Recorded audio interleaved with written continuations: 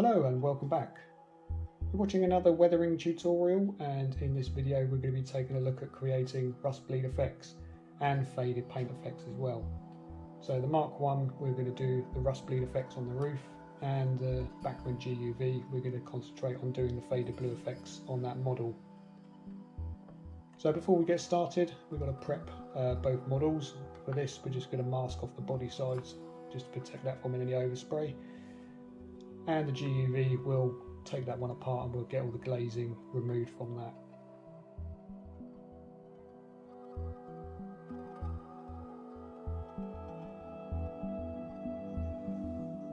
Okay, so we've got the models prepped. What we're going to do first is we're going to take a look at getting the base layers down. So we want to actually build these layers up how they would be represented on the real thing, which will be using a metal colour first of all.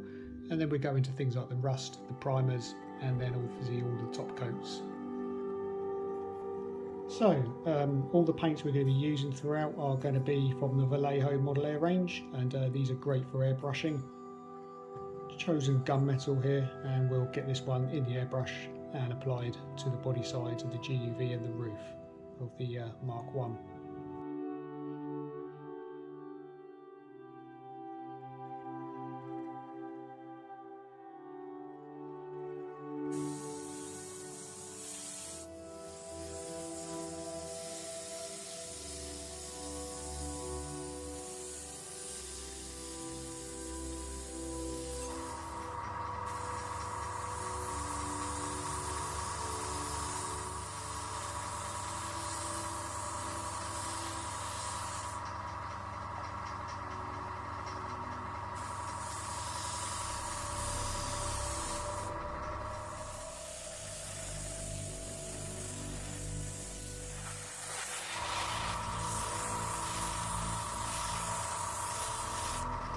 So I'm going to continue to go over the sides of the GUV. Might take a few coats just to get that to cover.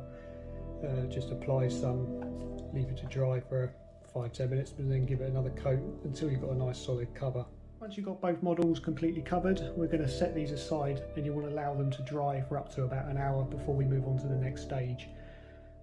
Despite the Vallejo acrylics being an acrylic, they do touch dry fairly quickly, but however they do take a little bit of time to completely cure. So I normally allow just up to an hour before we move on. On to the next layer. What we're going to do is start applying the rust. We're only going to do this on the roof of the Mark 1 as the body sides of the GUV. We're just going to demonstrate the faded paint effects on that one.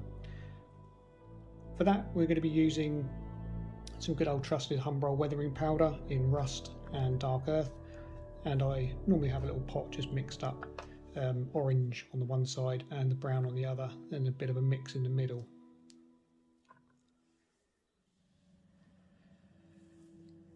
Weathering powders are going to be needed fixed into something, so for that I use Humbrol satin coat. You can use the matte coat, this is just what I've got to hand. And this particular jar has been diluted down around about 50-50, just with some enamel thinner. Okay, so what we're going to do first is we're going to give the roof a nice even coat of this varnish. And there's no wrong or right way of doing this, just get it on.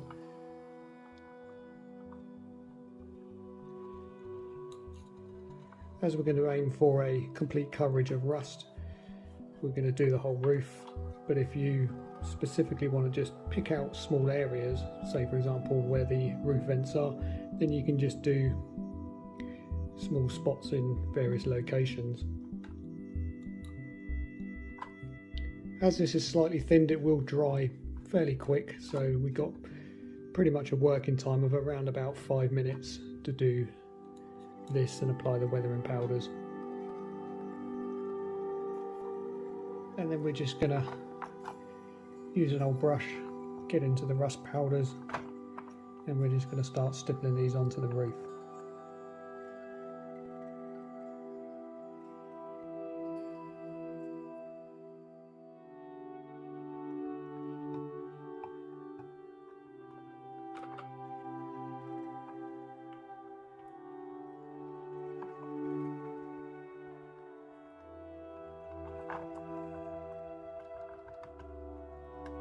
Okay, so we've given that a fairly good coverage, and as I say, we can see we've got some areas of some really dark, heavy stuff there, and most of it generally is the lighter colour.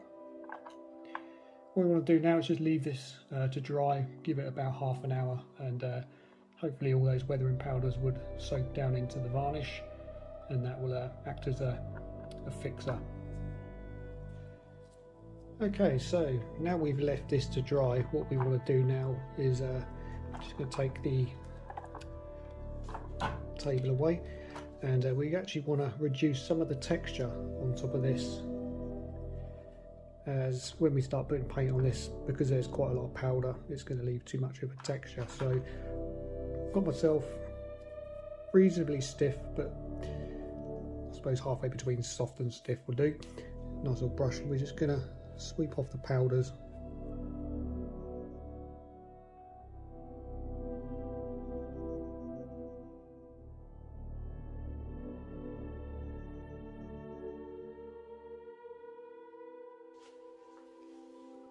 Okay, so now back into the next colours. We're going to be using white grey from Vallejo. That's going to be my base colour, so that's going to be the first one that we're going to apply.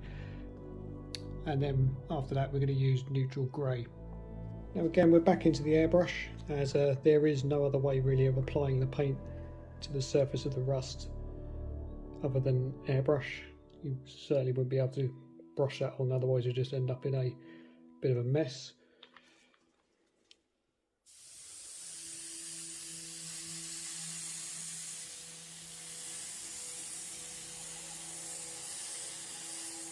What we're going to do is just build up the layers of this. It will take quite a fair few passes for this to completely cover, being the fact that it's a acrylic going on top of an oil-based pastel powder. So just build up the layers bit by bit, just give yourself a bit of a gap between each application of a minute or so, and then just keep heading until you've got a good full coverage.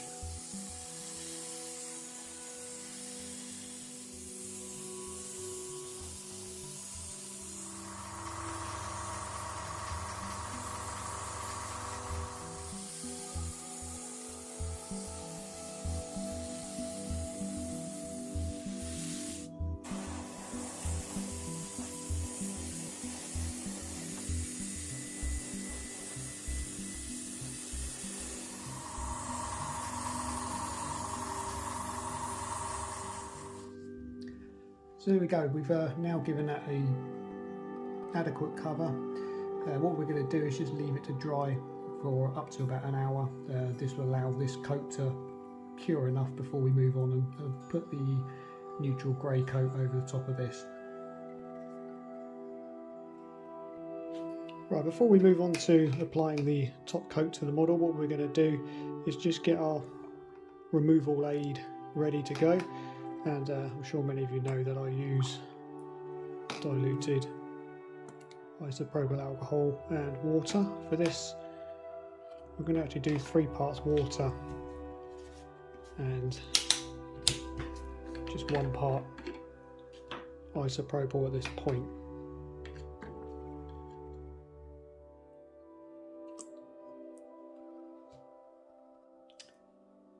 Right, so we're given that, I'll give it about 30 minutes, which is adequate enough. And what we're going to do is we're going to move into using the neutral grey, and we're just going to go over the roof again, this time with just a light coverage. Try and aim just to do a sideways sweep of the roof at this stage.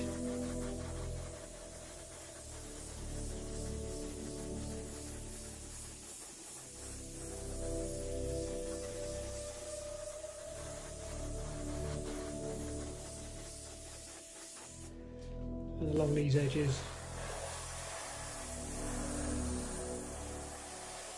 And with that second layer on, that's pretty much adequate enough, I think, just to start filtering the 2 colours together.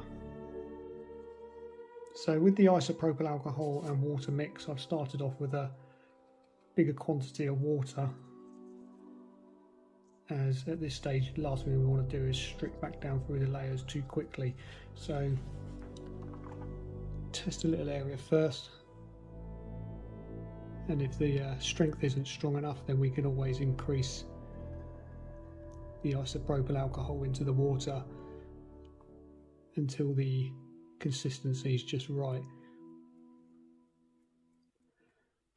As you can see at the moment, it's not quite doing what it should, so we'll add a little bit more iso just to this mix.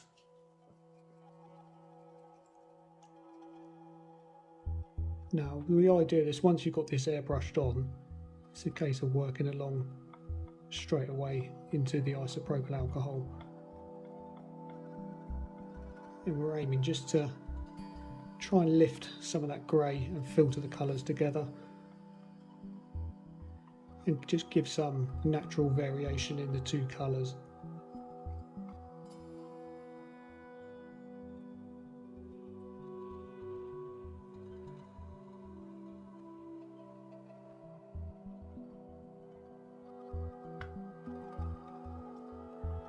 So of course, once we've started to change those colours and you're bringing through that white colour, move on to the next panel and continue all the way along.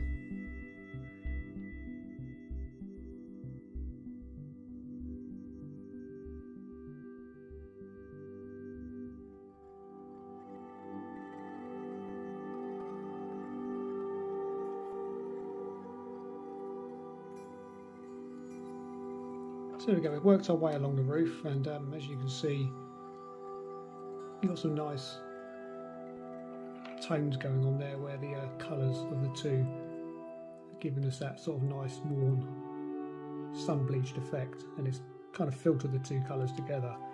It's also at this point actually brought some of the rust out, but what we're going to do, we're going to leave that to dry so all the isopropyl alcohol is completely dried off the roof, and then we're really going to bring this rust through in a minute.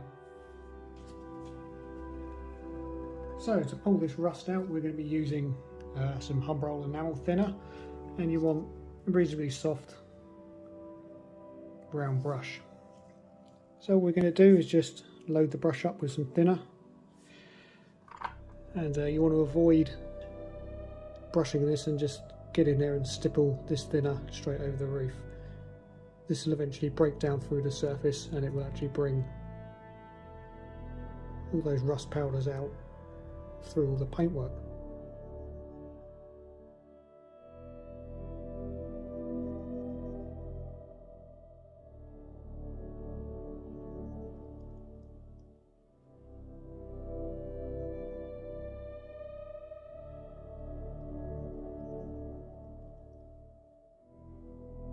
As you can see, there's just an area just there where the paint had actually peeled a little bit, and of course having that silver makes all the difference, because now it looks like the paint's chipped off, lots of rust, and you're exposed to that area of metal.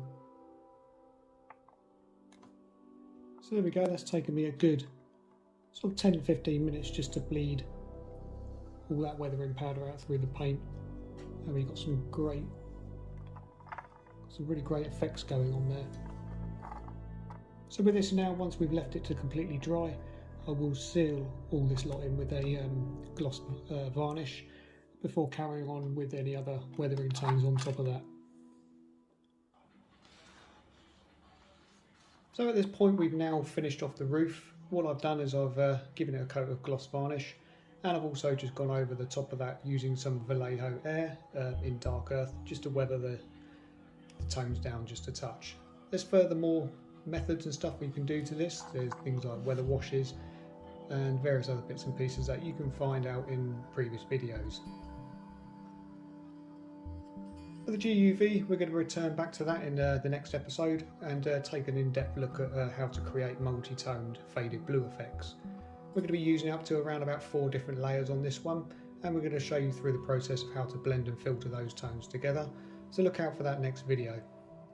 Also, if you're interested in seeing more weathering videos that feature model railway stock, then pop over and check out Bunter's Yard. He rolls out fantastic videos on a regular basis featuring many detailed airbrush weathering styles alongside many other great methods. You can be sure to find something useful there just to help aid your own weathering projects. But as always, I'll catch you all again in the next video and see you again soon.